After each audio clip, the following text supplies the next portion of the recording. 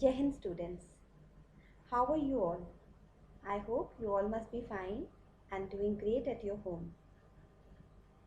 Today we are going to discuss the another part of our previous session, that is change the voice.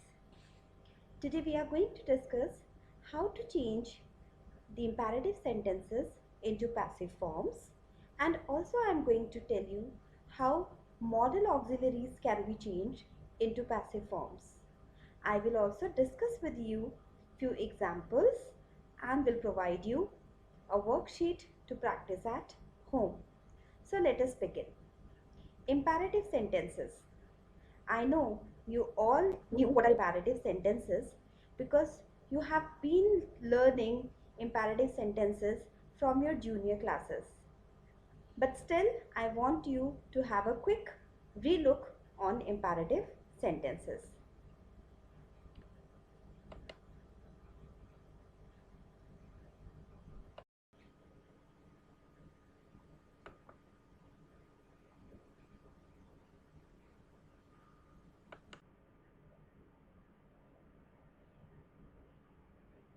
Okay, what are imperative sentences? You all know, but still, the sentences which are used to convey a command, a request, or a forbiddance is called an imperative sentence. This type of sentence always takes the second person you for the subject, but most of the time the subject remains hidden. You is the subject in these sentences.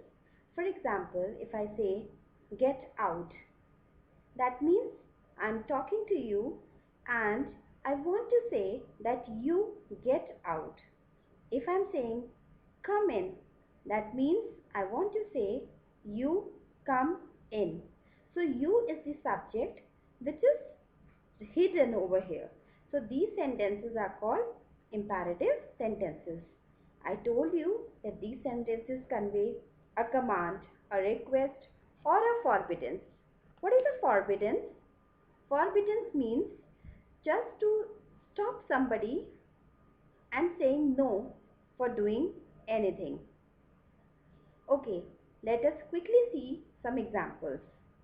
Pass the salt. Move out of my way. Shut the front door. Find my leather jacket. You wash your hands first and then.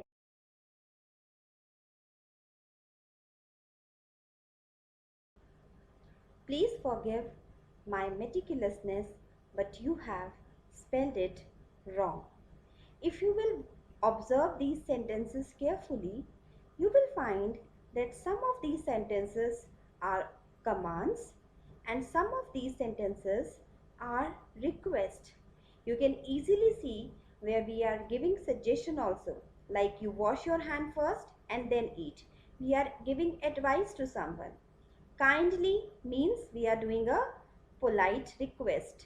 Please request again.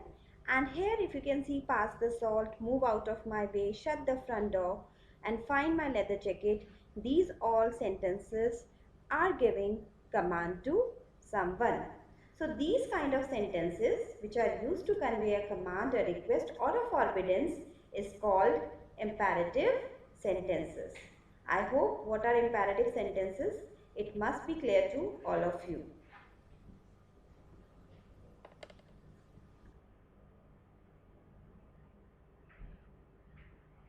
Now let us see what are the rules for changing voice of imperative sentences.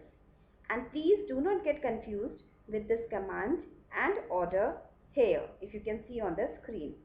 These both are almost same and we apply same kind of a rule for both of them. Okay. Now just see the sentence containing. If a sentence is in the form of command or order, rule for making imperative sentences is verb first form plus object. Okay. This is in active voice. And how to change it into passive? The rule is let plus convert object to subject plus be plus verb third form. We have already discussed this thing when in our previous session also, that we always use the third form of the verb while changing them into passive voice. Here you can easily see order. You are ordered to plus verb first form plus object. Okay. Similarly, you can see it here in the table how we are going to change these. Now you can see how to change the request. If you can see here, there is a rule: you are requested to plus verb first form plus object. Similarly, how to change an advice? We will write you are advised to plus verb first form plus object. And for suggestions, we will write, we will convert object to subject plus should plus be plus verb third form. These rules will be clear when I will show you some examples. So let us move to the another slide.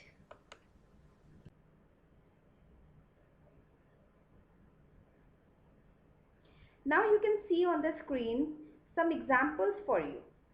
See the sentence, bring it home. It is imperative because it is an order. Okay, so bring it home. How we can change it into passive? So passive can be framed in two ways. Okay, it can be framed in two ways, and here I have given you the example. See, passive, let it be brought home. Now you can see the active, do it at once. Let it be done at once. Active, do not beat the dog. Let the dog not be beaten. Active, let me do it. Passive, let it be done by me or let me be allowed to do it. Further, I can show you some more examples.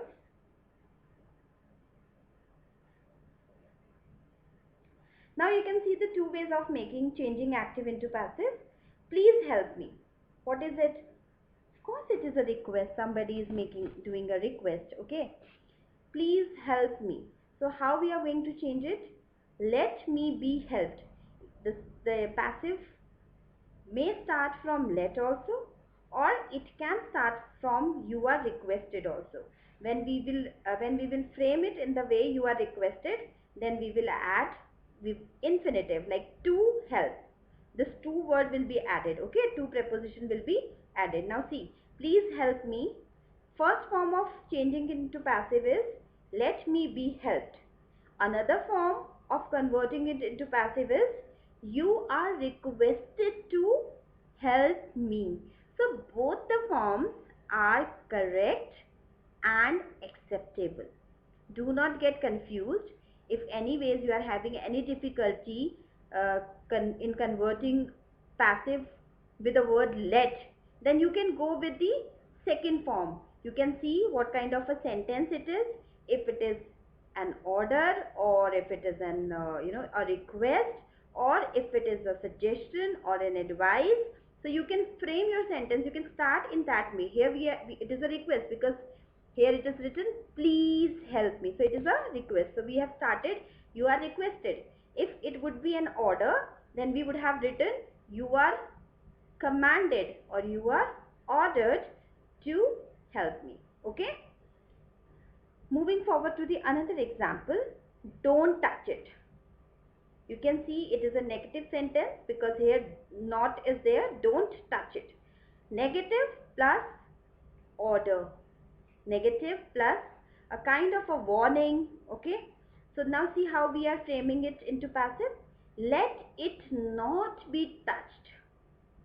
Let it, don't we do not write, okay, because we have already written let. So let it not be touched. And another form of framing the same sentence is you are warned. You are warned. We are giving a warning. So you are warned not. Here we will not write again do no. You are warned not to touch it. Okay.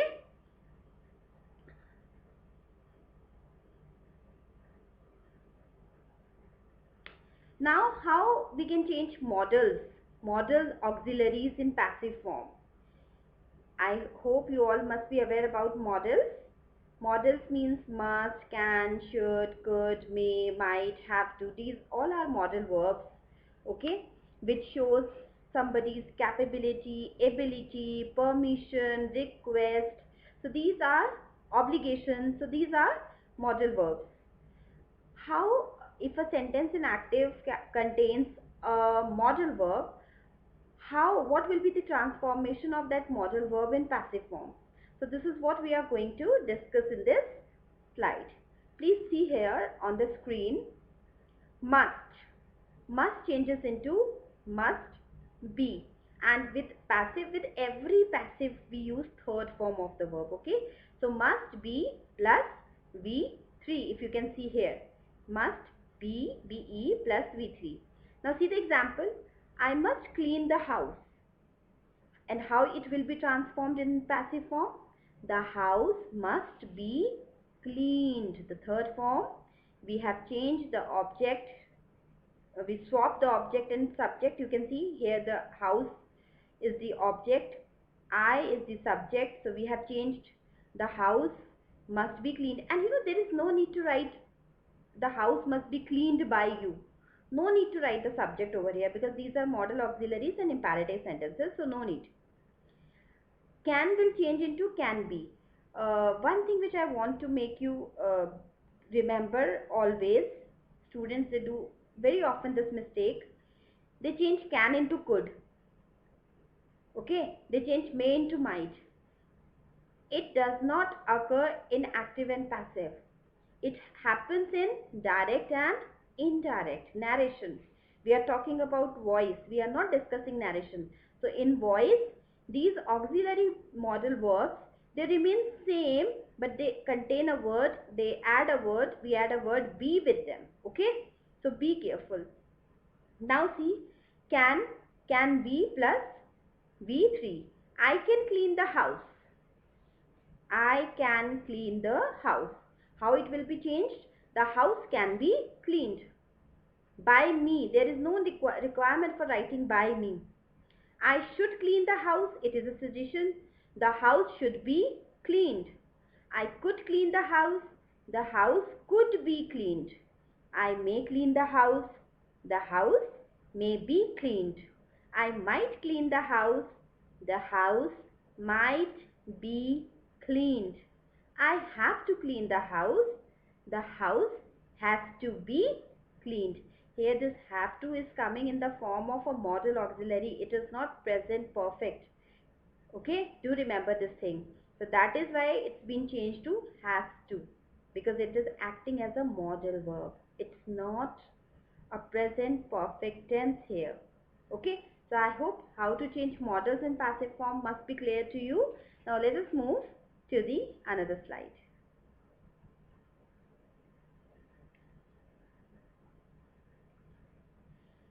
Okay, one thing which I want to tell you that only transitive verbs and verbs with verb phrase complements may be conjugated into the passive voice. Now what is this conjugated? Means may be converted, can be transformed into passive voice. Now what is this transitive verb? Lot many times we have discussed it, transitive, intransitive verb. So just put a little bit stress on your mind and think about it. What is the transitive verb? Okay, don't strain yourself so much. Let me make it easier for you. You can see here on the screen, a transitive verb is a verb that can take a direct object. Okay? In other words, the action of a transitive verb is done to somewhere or something. Now, what is this direct object? अभी तक तो transitive verb ही नहीं समझ आ रहा था, अब यहाँ पे direct object आ गया है. So, what is this direct object? I will tell you what is it. Okay? See, what is a transitive verb? Transitive verb, the action of a transitive verb transitions through the verb to an object to complete the meaning. If you can see here in this picture, uh, she played the piano. The piano, she is performing an action. She, our subject, is performing an action playing what? She is playing the piano. And that whatever she is doing, that is having a direct action on what? On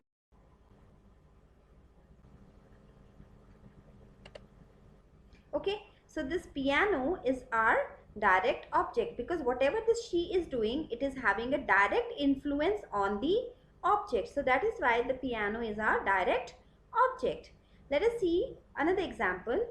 Liam will release 5 seals. Liam will release what? Liam, Liam will release what? She will release 5 seals. So this release is having a direct impact on these 5 seals. So that is why these 5 seals are our direct object. I can tell you a very simple method how to find out the direct object. It's coming in our next slide.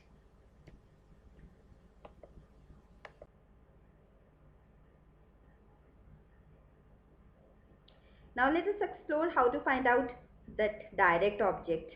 What is it? First of all, let us see what is it. A direct object does not have to be something tangible. If it answers the question what or whom, what or whom in relation to a verb, then it's a direct object. Very simple. Very simple. Okay? If any verb is answering, if any verb, you're putting a question to the verb what or whom, and whatever answer you are getting, it is just coming afterwards that verb, that means it's a direct object. Okay, let us see an example. No amount of time can erase the memory of a good cat, and no amount of masking tape can ever totally remove his fur from your couch. If you can see, it is a long sentence, isn't it? It's having 2, 3 verbs also. Let us explore. See, no amount of time can erase. So what is happening here? What action is taking place? That is erasing. Now what? No amount of time can erase what? The memory of a good cat. So the memory of a good cat is our direct object. Okay? And no amount of masking tape can ever totally remove. Now what is happening? The action is of removing. And when I put what to this remove, I am getting the answer. His fur. So his fur is our direct object. Okay? Direct object is very much important in active and passive. If you will not have a transitive verb, you cannot change any sentence into passive form. So transitive verb is very important for conversion of active into passive, right? Now see another example. You can't get 8 cats to pull a sledge through snow. Now, what is the verb get? If you can question, can't get what? Can't get what? 8 cats to pull a sledge through snow. So this whole portion is our what? Direct object. Okay? Because we are getting it while putting up a question to our verb. Our verb is can't get. We are putting it, we are putting a question, what to it, and we are getting the answer. 8 cats to pull a sledge through snow. So that is why this is our direct object. Right? Let us move to the next slide.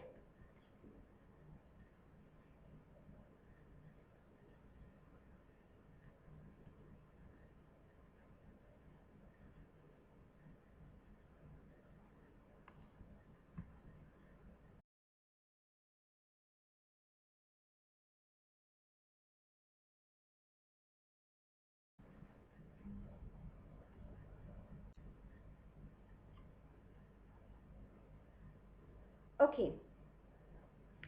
One thing which I want to tell you in this slide, which I forgot to tell you in my previous session, that the following cannot be changed into passive. Can you tell me what am I talking about? What are the following which cannot be changed into passive? I know you guessed it right. Let me tell you.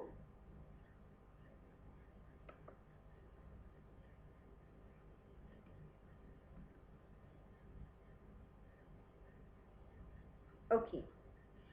Present perfect continuous tense, past perfect continuous, and future perfect continuous tense forms cannot be changed into passive. Future continuous also cannot be changed into passive, that I have already told you in my previous session of changing the voice. One more thing, intransitive verbs cannot be changed into passive. For example, if I say she purchased, she purchased, and I'll ask you to change it into passive. How you're going to change it? Do you think that it can be changed into passive? She purchased. No, this statement, the sentence requires a object. The verb purchased requires an object. She purchased a book. Now this sentence can be changed into passive because she purchased what? I put up a question to the verb what. I get the direct object, a book. And now, because this verb is a transitive verb, it has an object after it, so it can be easily changed into passive form. She purchased a book. A book was purchased by her.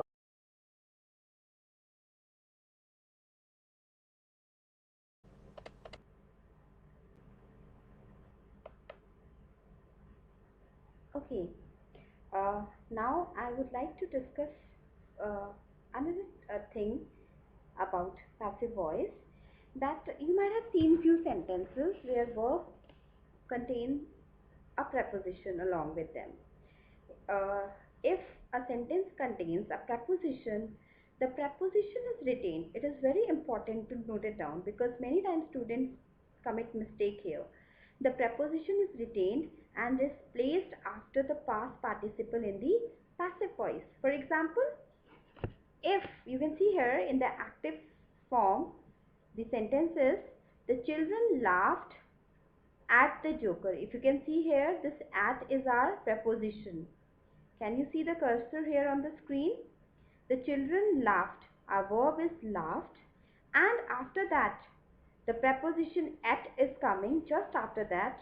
And then our object. The children laughed at the joker. How this sentence will be transformed into passive? Most of you, what you do is, you simply write the joker was laughed by the children. You simply write the joker was laughed by the children. You forget about the preposition, which is very important. You can see here the correct transformation is this.